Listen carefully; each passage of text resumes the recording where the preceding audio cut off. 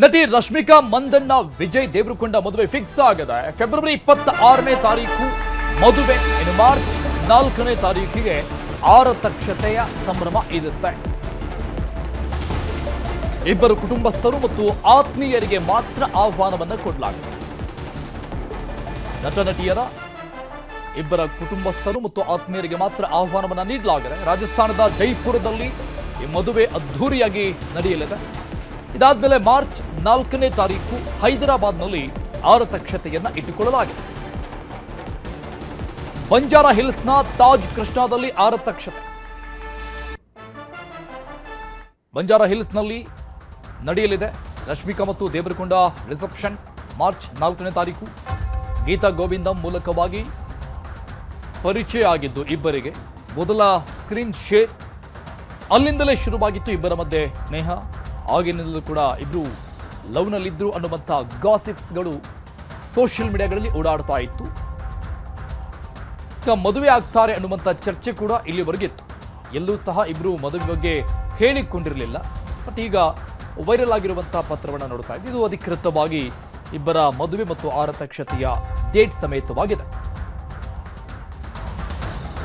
ಈ ಬಗ್ಗೆ ಇನ್ನಷ್ಟು ಡೀಟೇಲ್ಸ್ ಕೊಡ್ತಾರೆ ನಮ್ಮ ಪ್ರತಿನಿಧಿ ಗೀತಾ. ಲೈವ್ನಲ್ಲಿ ಜಾಯ್ನ್ ಆಗ್ತಾ ಇದ್ದಾರೆ. ಗೀತಾ, ಒಂದು ಕಡೆ ರಶ್ಮಿಕಾ ಮಂದಣ್ಣ ವಿಜಯ್ ದೇವರಕೊಂಡ, ಇಲ್ಲಿವರೆಗೂ ಅನೇಕ ಗಾಸಿಪ್ಸ್ಗಳು ಅವರ ಎಂಗೇಜ್ಮೆಂಟ್ ಆಗೋವರೆಗೂ ಕೂಡ ನಡೀತಾನೆ ಇತ್ತು. ಇವಾಗ ಫೈನಲಿ ಮದುವೆ ಅನ್ನುವಂಥ ವಿಚಾರ ಅಧಿಕೃತವಾಗಿ ಗೊತ್ತಾಗ್ತಾ ಇದೆ.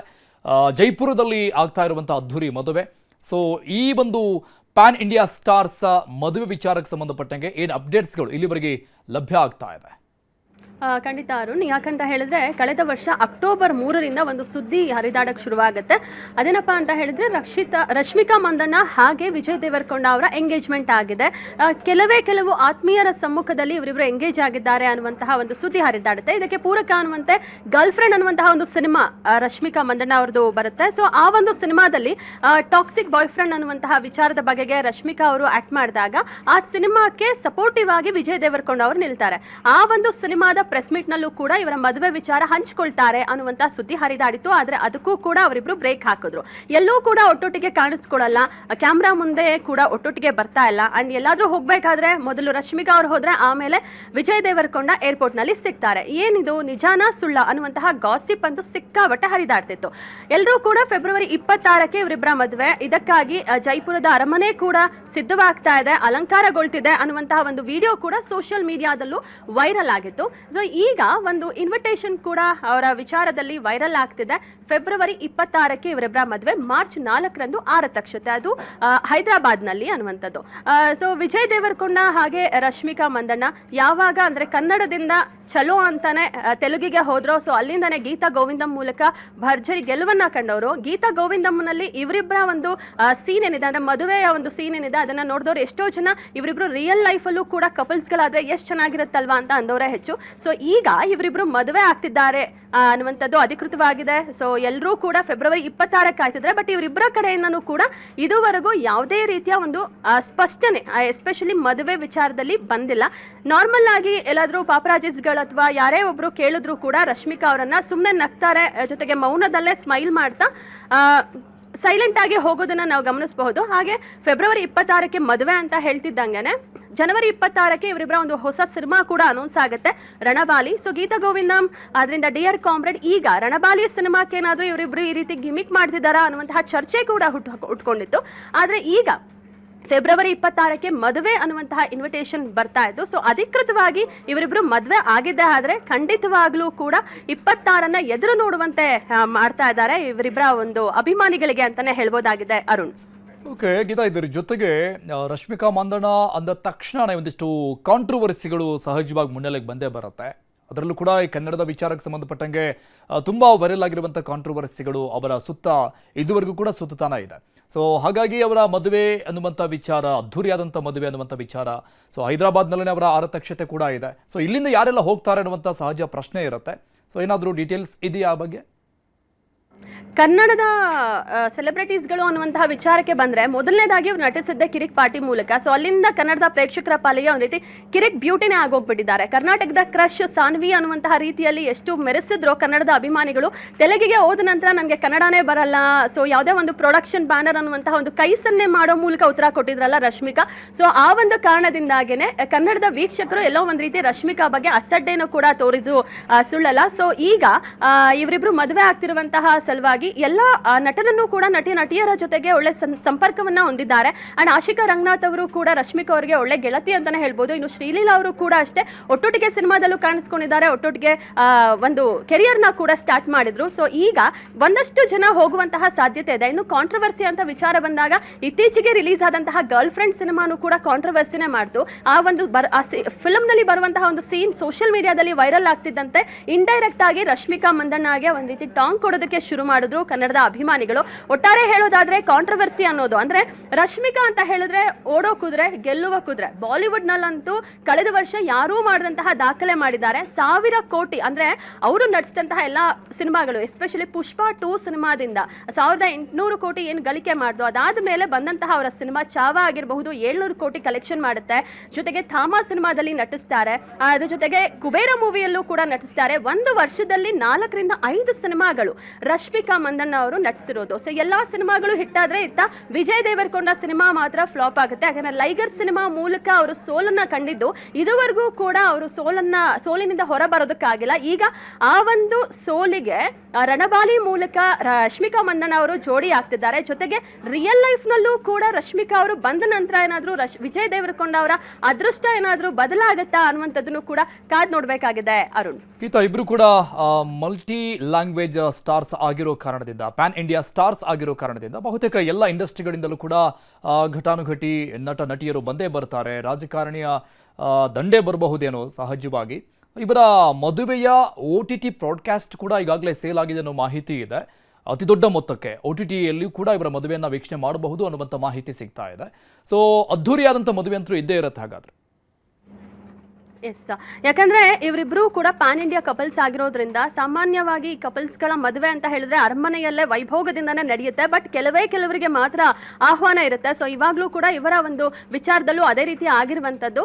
ಸೊ ಕೆಲವು ಗಣ್ಯರು ಖಂಡಿತವಾಗ್ಲೂ ಹೋಗ್ತಿದ್ದಾರೆ. ಹಾಗೆ ನೀವು ಒಂದು ವಿಷಯ ಹೇಳಿದ್ರಿ, OTTಗೂ ಕೂಡ ಇವರಿಬ್ಬರ ಒಂದು ಮದುವೆಯ ವಿಡಿಯೋ ರೈಟ್ಸ್ ಸೇಲ್ ಆಗಿದೆ ಅಂತ. ಖಂಡಿತ ಆ ವಿಚಾರ ಕೂಡ ಗಾಳಿ ಸುದ್ದಿ ಅಂತಾನೆ ಹೇಳ್ಬೋದು. ಯಾಕಂದ್ರೆ 60 ಕೋಟಿಗೆ ಡಿಮ್ಯಾಂಡ್ ಮಾಡಿದ್ರು ಇವರ ಒಂದು ಮದುವೆಯ ಒಂದು ವಿಡಿಯೋ ರೈಟ್ಸ್.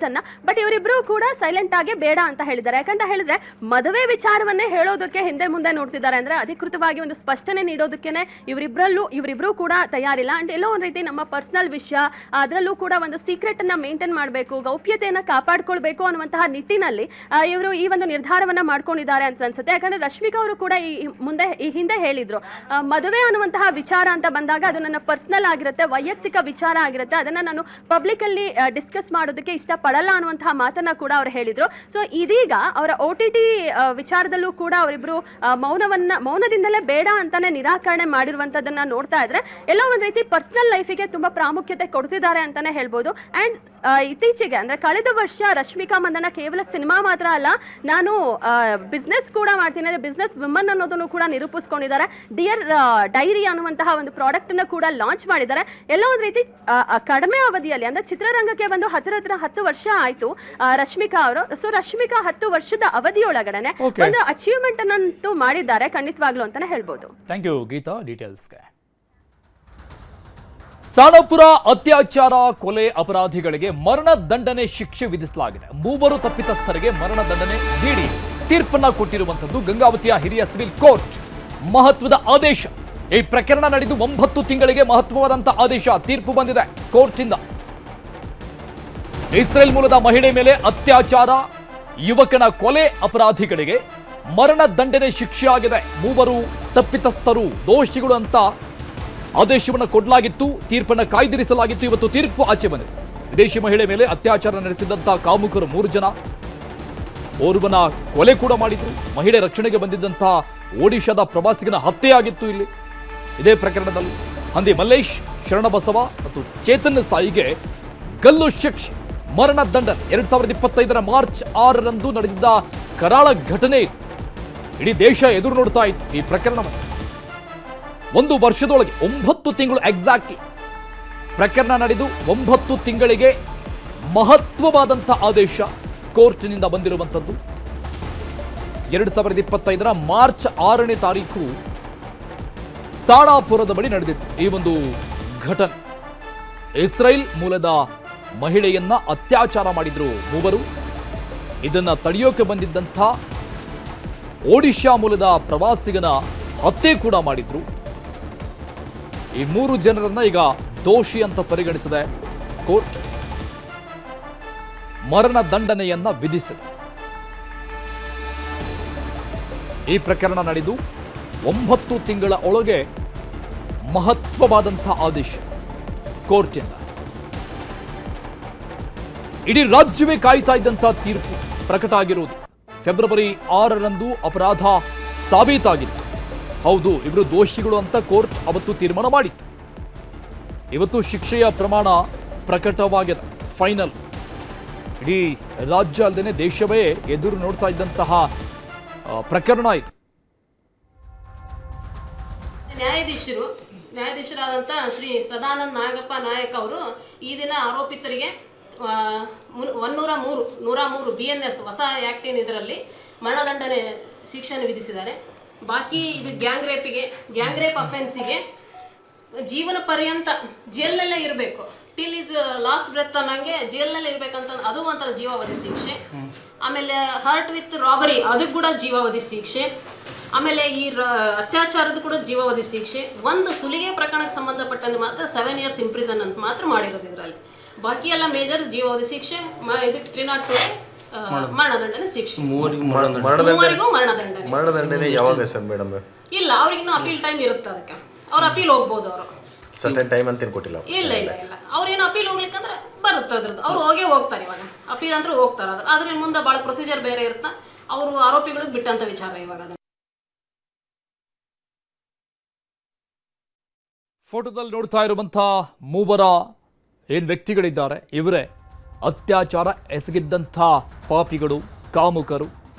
ಮೂವರಿಗೆ ಈಗ ಮರಣದಂಡನೆ ಶಿಕ್ಷೆಯ ಪ್ರಮಾಣವನ್ನು ಪ್ರಕಟ ಮಾಡಿರುವಂಥದ್ದು ಕೋರ್ಟ್. ಈ ಪ್ರಕರಣ ನಡೆದು 9 ತಿಂಗಳಿಗೆ ಮಹತ್ವವಾದಂಥ ಆದೇಶ ಹೊರಬಿದ್ದಿದೆ.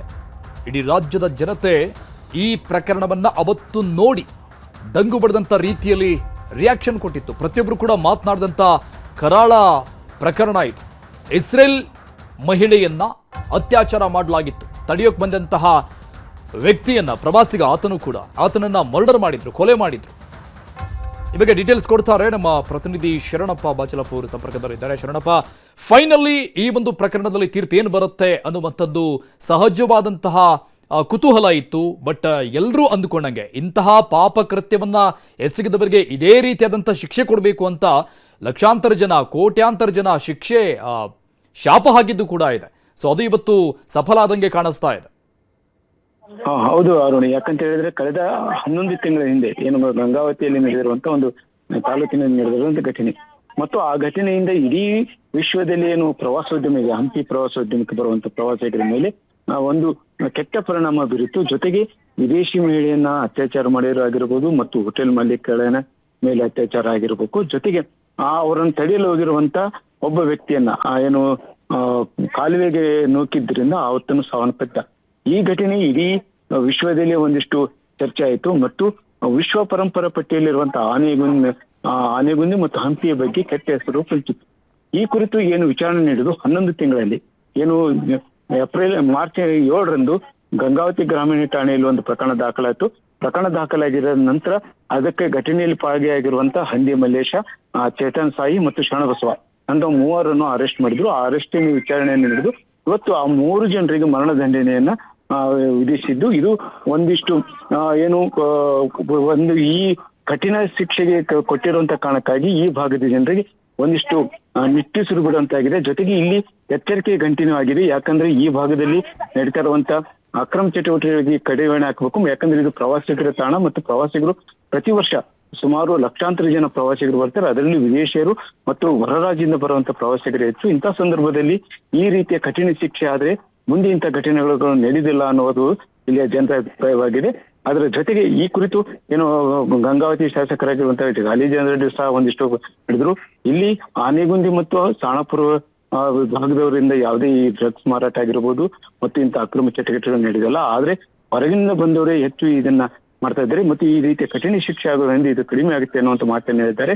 ಒಟ್ಟಾರೆಯಾಗಿ ಇದು ಒಂದು ಎಚ್ಚರಿಕೆ ಗಂಟೆ. ಇದು ಪ್ರವಾಸೋದ್ಯಮ ಮೇಲೆ ಏನು ಕಪ್ಪು ಮಸಿ ಹೇಳಿತ್ತು, ಇದಕ್ಕೆ ಈ ಬ್ಲಾಕ್ ಸ್ಪಾಟ್ಗೆ ಕಡಿಮೆ ಮಾಡೋಕೆ ಒಂದಿಷ್ಟು ನ್ಯಾಯಾಲಯ ನೀಡಿರುವಂತಹ ತೀರ್ಪು ಒಂದು ಐತಿಹಾಸಿಕ ತೀರ್ಪು ಅಂತಾನೆ ಹೇಳ್ಬೋದು. ಅರುಣ್, ಇದ್ರ ಜೊತೆಗೆ ಈ ಅತ್ಯಾಚಾರ, ಕೊಲೆ ಅನ್ನುವಂತಹ ಪ್ರಕರಣಗಳು ಬಂದಾಗ ವರ್ಷಾನುಗಟ್ಟಲೆ ಕೋರ್ಟ್ಗೆ ಅಲಿಯುವಂಥದ್ದು ಅದೆಲ್ಲವನ್ನ ಹೊರತುಪಡಿಸಿದಂಗೆ ಶಾರ್ಟೆಸ್ಟ್ ಪೀರಿಯಡ್ನಲ್ಲಿ ಒಂದು ಮಹತ್ವವಾದಂಥ ಆದೇಶ, ಅದು ಕಠಿಣಾತಿ ಕಠಿಣ ಶಿಕ್ಷೆಯನ್ನು ಕೋರ್ಟ್ ಕೊಡುತ್ತೆ ಅಂತಂದಾಗ ಜನಸಾಮಾನ್ಯರಲ್ಲಿ ನ್ಯಾಯದ ಮೇಲೆ ಇರುವಂಥ ನಂಬಿಕೆ, ಕಾನೂನು ಮೇಲೆ ಇರುವಂಥ ನಂಬಿಕೆ ಅದು ಇಮ್ಮಡಿ ಆಗತ್ತೆ. ಇಂತಹ ಪ್ರಕರಣಗಳು ಸಹಜವಾಗಿ ಎಕ್ಸಾಂಪಲ್ ಆಗಿ ನಿಂತ್ಕೊಳ್ತವೆ. ಹೌದು ಅರುಣ್, ಖಂಡಿತವಾಗಿ ನೀವು ಹೇಳಿದ್ರೆ ಹಾಗೆ. ಯಾಕಂತ ಹೇಳಿದ್ರೆ ಇಂಥ ಪ್ರಕರಣಗಳಲ್ಲಿ ಬಹಳಷ್ಟು ಚರ್ಚೆ ಮಾಡಿ 2 ವರ್ಷ 3 ವರ್ಷ ಆಗಿ ಜನ ಮರೆತು ಹೋಗಿ ಮತ್ತು ಈ ನ್ಯಾಯಾಲಯದ ಬಗ್ಗೆ ಇರುವಂತ ಇದನ್ನೇ ಒಂದಿಷ್ಟು ವಿಳಂಬ ಆಗುತ್ತೆ ಅನ್ನುವಂತ ನಂಬಿಕೆ. ಆದ್ರೆ ಈಗ ಆಗಿರೋದು ಕೇವಲ 11 ತಿಂಗಳು, ಅಂದ್ರೆ ಮಾರ್ಚ್ 17ಕ್ಕೆ ಪ್ರಕರಣ ದಾಖಲಾಯಿತು.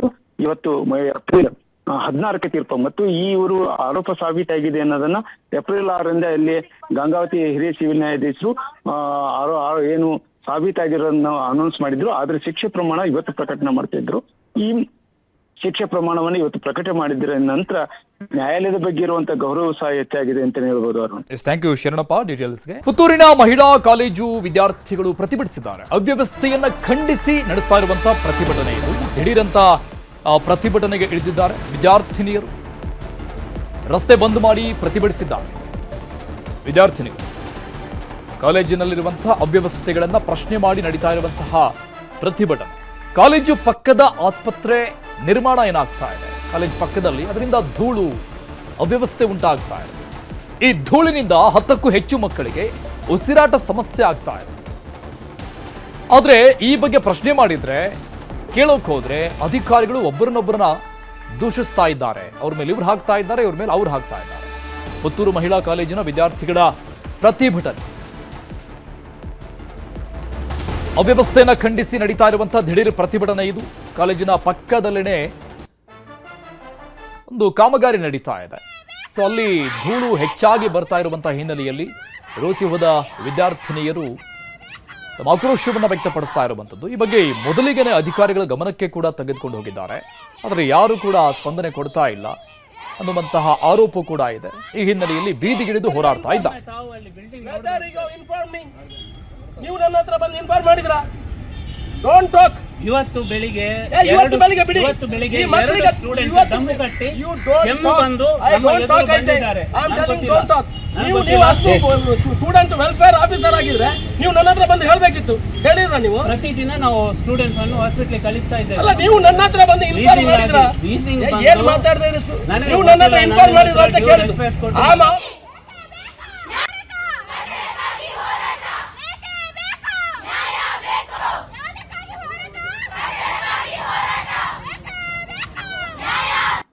ಆಮಾ ತಾವು ಅಲ್ಲಿ ಬಿಲ್ಡಿಂಗ್ ಇನ್ಫಾರ್ಮಿಂಗ್. ನೀವು ನನ್ನ ಹತ್ರ ಬಂದು ಇನ್ಫಾರ್ಮ್ ಮಾಡಿದ್ರ? Don't talk. ಇವತ್ತು ಬೆಳಿಗ್ಗೆ ಬಿಡಿ. ಇವತ್ತು ಬೆಳಿಗ್ಗೆ ಈ ಮಕ್ಕಳಿಗೆ ಸ್ಟೂಡೆಂಟ್ಸ್ ದಮ್ಮು ಕಟ್ಟಿ ಕೆಮ್ಮು ಬಂದು ನಮ್ಮ ಎದುರು ಬಂದಿದ್ದಾರೆ. ನಮಗೆ ಇಲ್ಲಿ ಬಿಸಿಲಿನಿಂದ ಕುತ್ಕೊಳ್ಳಿಕ್ಕೆ ಆಗುದಿಲ್ಲ. ನಾವು ಬರುವ ಮುಂಚೆವೇ ಹೇಳ್ತಿದ್ರು ಇದು ನಮಗೆ ಮಾಡಿಕೊಡ್ತಾರೆ, ಕಾಲೇಜ್ ಮಾಡಿಕೊಡ್ತಾರೆ ಅಂತ. ಇನ್ನೂ ಸಹ ಅಲ್ಲಿ ಆಗ್ಲಿಲ್ಲ. ನಾವು ಹೇಗೆ ಕುತ್ಕೊಳ್ಳೋದು? ಇಲ್ಲಿ ಡಯಾಲಿಸಿಸ್ ವಾಸನೆಯಿಂದಾಗಿ ಎಷ್ಟೋ ಜನರು ಆಸ್ಪತ್ರೆಗೆ ದಿವಸ ನಮ್ಗೆ ಆಸ್ಪತ್ರೆಗೆ ಕರ್ಕೊಂಡು ಹೋಗ್ಲಿಕ್ಕೆ ಆಗ್ತದಾ?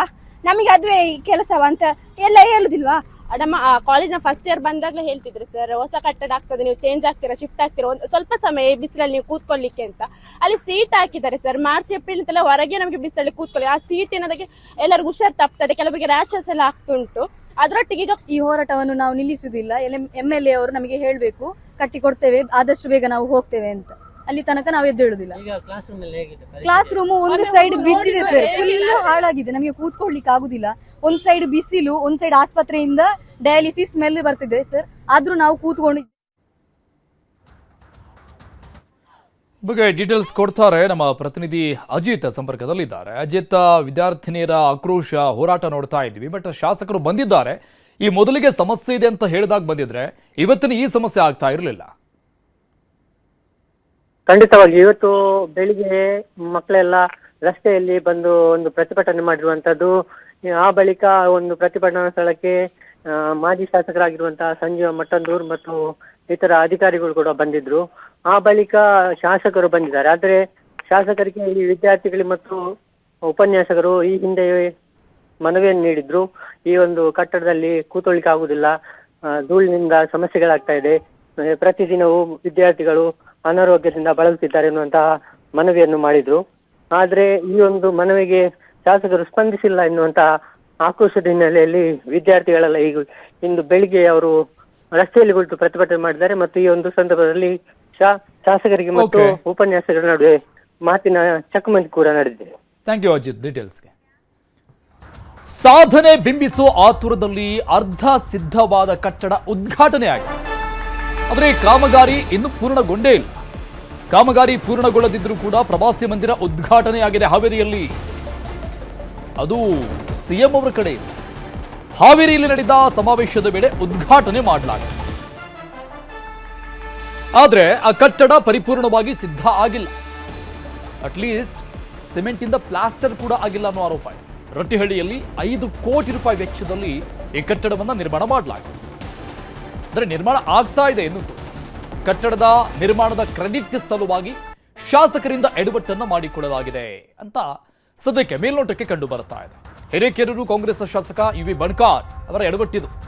ಇದು ದೃಶ್ಯದಲ್ಲಿ ನಾವು ನೋಡ್ತಾ ಇದ್ದೀವಲ್ಲ, ಕಟ್ಟಡದ ಮುಂಭಾಗದಲ್ಲಿ ಮಾತ್ರ ಸುಣ್ಣ ಬಣ್ಣ ಬಳಿಯಲಾಗಿದೆ. ಇನ್ನು ಮುಂದುಗಡೆ ಜಲ್ಲಿ ಕಲ್ಲು ಬೇಕಾದಂಥ ಸಾಮಗ್ರಿಗಳನ್ನು ಹಾಕಲಾಗಿದೆ. ಪರಿಪೂರ್ಣವಾಗಿ ಮುಗಿದಿಲ್ಲ.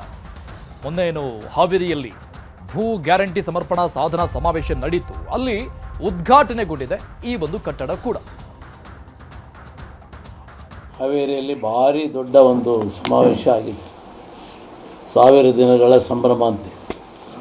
ಅದು 1000 ದಿನಗಳ ಸಂಭ್ರಮ ಅಲ್ಲ, 1000 ದಿನಗಳ ಸುಳ್ಳಿನ ಸರಮಾಲೆಯ ಸಂಭ್ರಮ. 1000 ದಿನಗಳ ಭ್ರಷ್ಟಾಚಾರದ ವೈಭವೀಕರಿಸಿದ ಒಂದು ಸಂಭ್ರಮ. 1000 ದಿನದ ಆರ್ಥಿಕ ದಿವಾಳಿಯ ಸಂಕೇತ ನಿನ್ನೆ ಆಗಿದೆ ಅಂತ ಹೇಳಿದರೆ ತಪ್ಪಾಗಲಿಕ್ಕಿಲ್ಲ. ಯಾರು ಸತ್ತೋಗಿರ್ತಾರೆ ಅವರಿಗೆ ವಾರಸುದಾರರಿಗೆ ಆಟೋಮೆಟಿಕ್ ಆಗಿ ಈಗಾಗಲೇ ಉದಾರ ಬಂದಿದ್ದಾರೆ. ಉದಾರ ಬಂದಿದ್ದಕ್ಕೆ ಅವ್ರಿಗೆ ಇವರು ಪಟ್ಟ ಕೊಡೋದು. ಅಪ್ಪನ ಆಸ್ತಿ ಮಗನಿಗೆ ಹೋಗೋದಕ್ಕೆ ಆಟೋಮೆಟಿಕ್ ಆಗಿ ಏನು ಹೋಗ್ತದೆ, ಅದಕ್ಕೆ ಇವರು ಪಟ್ಟ ಕೊಡೋಂಥ ಕೆಲಸ ಮಾಡಿದ್ದಾರೆ. ಪಟ್ಟಾದಾರರು ಯಾರು ಇದ್ದಾರೆ, ಫಲಾನುಭವಿಗಳು, ಅವರ ಕಡೆಯಿಂದ ದೊಡ್ಡ ಪ್ರಮಾಣದಲ್ಲಿ ಹಣ ವಸೂಲಿತೆ ಆಗಿದೆ. 5,000ದಿಂದ 10,000ದವರೆಗೆ ಒಬ್ಬೊಬ್ಬ ಫಲಾನುಭವಿಗಳ ಕಡೆಯಿಂದ ಇವತ್ತು ಹಣವನ್ನು ವಸೂಲಿ ಮಾಡಿ.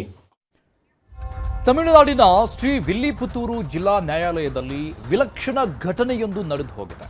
ವಿರುಧನಗರ ಜಿಲ್ಲೆಯ ಶ್ರೀ ವಿಲ್ಲಿಪುತ್ತೂರು ನ್ಯಾಯಾಲಯಕ್ಕೆ ನುಗ್ಗಿದಂಥ ವ್ಯಕ್ತಿಯೊಬ್ಬ ನ್ಯಾಯಾಧೀಶರ ಮೇಲೆ ಕುಡುಗೋಲು ಎಸೆದಿದ್ದಾನೆ. ಬಾಲಮುರುಗನ್ ಹಾಗೂ ಮನೀಶ್ವರಿ ನಡುವೆ ಕೌಟುಂಬಿಕ ಕಲಹ ನಡೀತಾ ಇತ್ತು. ಈ ಕಲಹದ ಹಿನ್ನೆಲೆಯಲ್ಲಿ ನಿನ್ನೆ ವಿಚಾರಣೆ ಕೂಡ ಆಗಿತ್ತು ನ್ಯಾಯಾಲಯದಲ್ಲಿ. ಜೀವನಾಂಶ ನೀಡುವ ಸಂಬಂಧ ವಿಚಾರಣೆಯಲ್ಲಿ ತೀರ್ಪು ತನ್ನ ಪರವಾಗಿ ಬಂದಿಲ್ಲ ಅಂತ ರೊಚ್ಚಿಗೆದ್ದಿದ್ದಾನೆ ಈ ಬಾಲಮುರುಗನ್. ಕುಡುಗೋಲನ್ನ ಜಡ್ಜ್ನತ್ತ ಎಸೆದಿದ್ದಾನೆ. ಈಗ ಈ ದೃಶ್ಯ ನ್ಯೂಸ್ 18ಗೆ ಲಭ್ಯ ಆಗಿದೆ. ಆರೋಪಿ ಬಾಲಮುರುಗನ್ನನ್ನ ಪೊಲೀಸರು ಬಂಧನ ಮಾಡಿ ಈಗ ವಿಚಾರಣೆ ಮಾಡ್ತಾ ಇದ್ದಾರೆ.